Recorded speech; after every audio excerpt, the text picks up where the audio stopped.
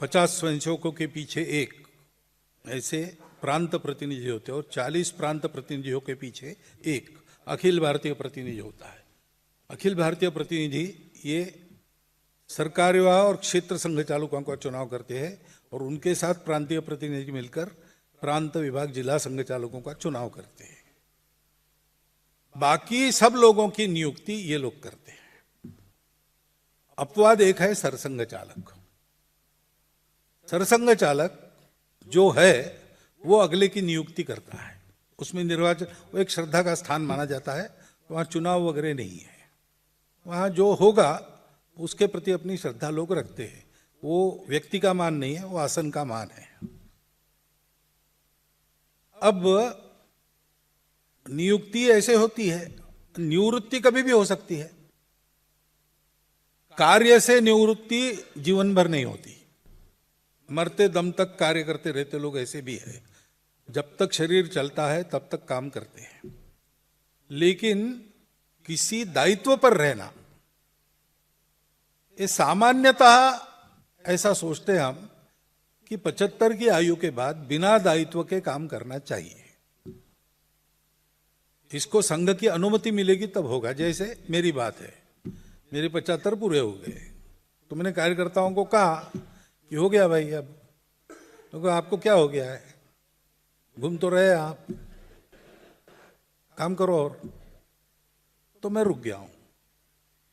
मैं यहां रहूं ये मेरी इच्छा नहीं है, कार्यकर्ता की रहती नहीं है।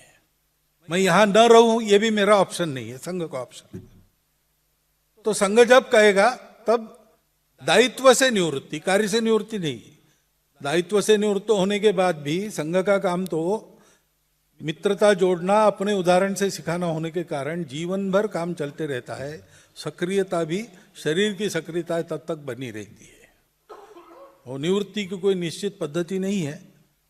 निवृत्तम में जब कोई व्यक्ति कहता है कि मुझे होना है तो क्या कारण है वगैरह देखकर जितना हो सकता है आखिरी बूंद चूस लेने तक उसको हम निवृत्त नहीं होने देते, ऐसा है। और निवृत्त करना पड़े किसी को ऐसा समय अभी तक आया नहीं। वो न आए ऐसी इच्छा है। बाकी संघ का सरसंघ चालक कौन बने, तो कोई ब्राह्मण संघ का सरसंघ चालक नहीं बन सकता, कोई क्षत्रिय वैश्य शूद्र नहीं बन सकता। जो हिंदू है वही बनेगा।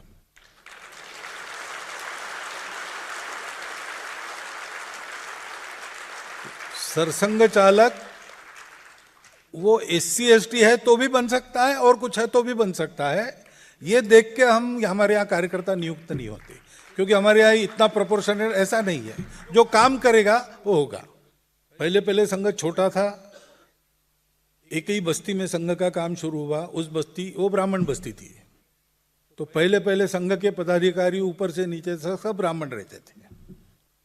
तब लोग कहते कि ब्राह्मणों का संघ है। हम कहते थे नहीं है, नहीं है। वो लोग कहते ही थे, क्योंकि लोग यही देखते हैं अपनी कितने हैं।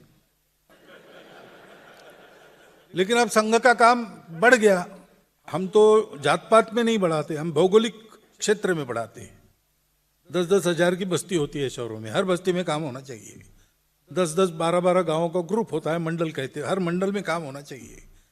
तो जैसे जियोग्राफिकली बढ़ते हैं तो सभी बस्तियां संपर्क में आती हैं, सभी जाति के लोग। तो आज आप देखेंगे तो अखिल भारतीय स्तर पर भी किसी एक जाति के लोग नहीं है, सब प्रकार के हैं।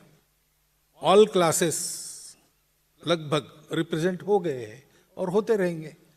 अब अंग्रेजी भाषा संघ के पद्धति का अंग कभी नहीं बनेगी, क्योंकि वो भारतीय भाषा नहीं है। हमको भारतीय लोगों में काम करना है और वो आज हिंदी या अपनी मातृभाषा भूलकर अंग्रेजी में बात कर सकते हैं, लेकिन उनकी मातृभाषा बदलती नहीं।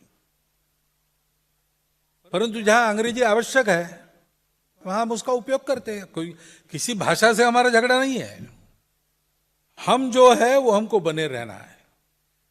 हम अंग्रेजी ऐसी बोले कि अंग्रेज लोग हमारा भाषण सुनने के लिए टिकट खरीद कर उपस्थित रहे, ऐसी अंग्रेजी हमको आनी चाहिए। परंतु इसका मतलब हम अपनी मातृभाषा भूल जाए ये नहीं है, ये हमारा कहना है। इसलिए अभी बंगलोर में व्याख्यानमाला हुई, यही कार्यक्रम वहां हुआ। वहाँ अधिकांश तमिलनाडु, केरल, बंगलो यानी कर्नाटक, आंध्र, 4-5 प्रांतों के लोग थे। उसमें से कई लोगों को न हिंदी आती है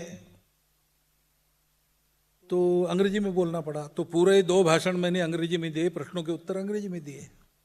तो हम करते हैं। हिंदू स्वयंसेवक संघ है, तो हिंदू स्वयंसेवक संघ में यूके में और अमेरिका में अंग्रेजी में ही चलाना पड़ता है,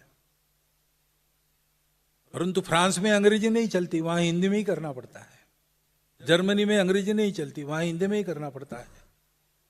बाहर जो हिंदू स्वयंसेवक संघ का काम विभिन्न देशों में चलता है, उसके लोग जब इकट्ठा आते हैं तब 2 ग्रुप हो जाते हैं।